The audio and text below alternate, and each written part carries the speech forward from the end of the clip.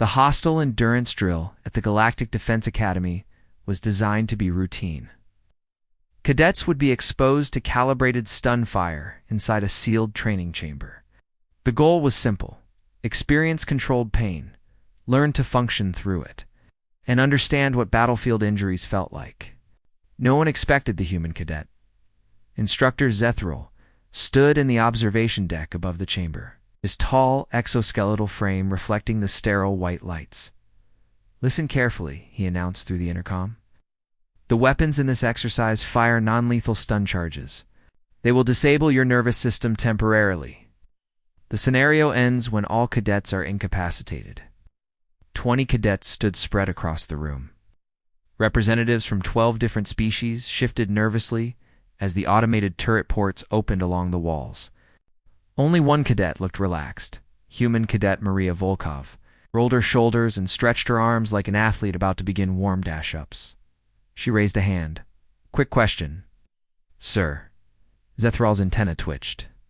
"Yes, cadet. What power level are those stunners running?" "Standard training level 4, he replied. "Enough to disable a charging Grax beast instantly."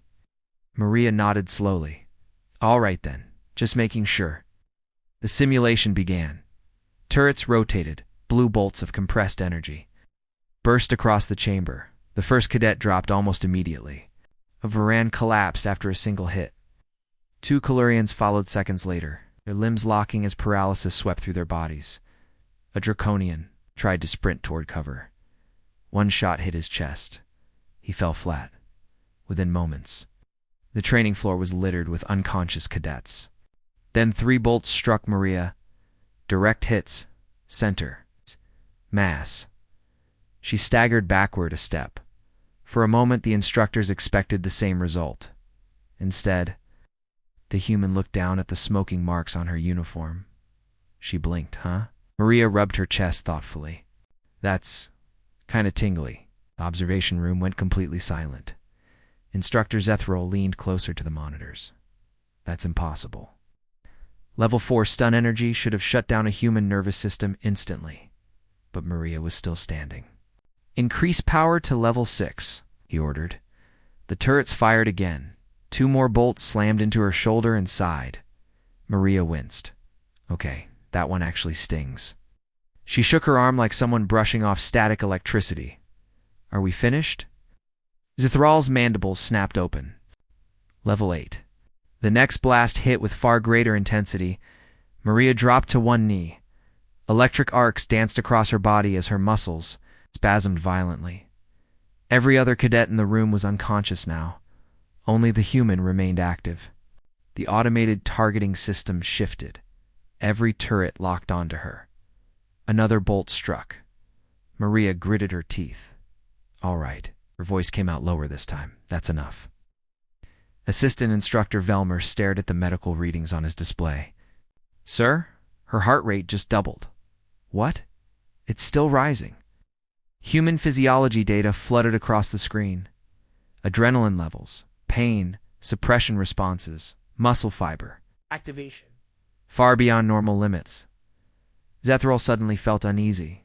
"Terminate the simulation," he said quickly. Velmer tapped the console. "Doors are locked until all targets are neutralized. Chamber's heavy exit remains sealed." Maria slowly stood up. Electricity still flickered across her uniform. Her pupils had widened dramatically. Her breathing was deeper now. Focused, controlled. Double quotes, "Oh no," Velmer whispered. "She's entering a human combat response." Maria turned toward the exit door. It was a reinforced duralloy barrier designed to contain high-threat training creatures. 3 inches thick, bolted into the frame with industrial locking pins. She walked toward it. Slowly, another stun blast struck her back. Maria barely reacted. She reached the door, placed both hands on the metal frame. The instructors watched in confusion. "What is she doing?" someone asked. Then the metal creaked. Velmer leaned closer to the screen.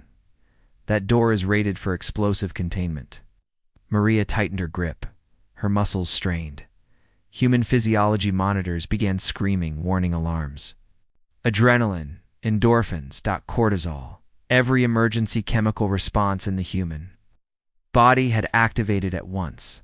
The door groaned. Bolts began snapping.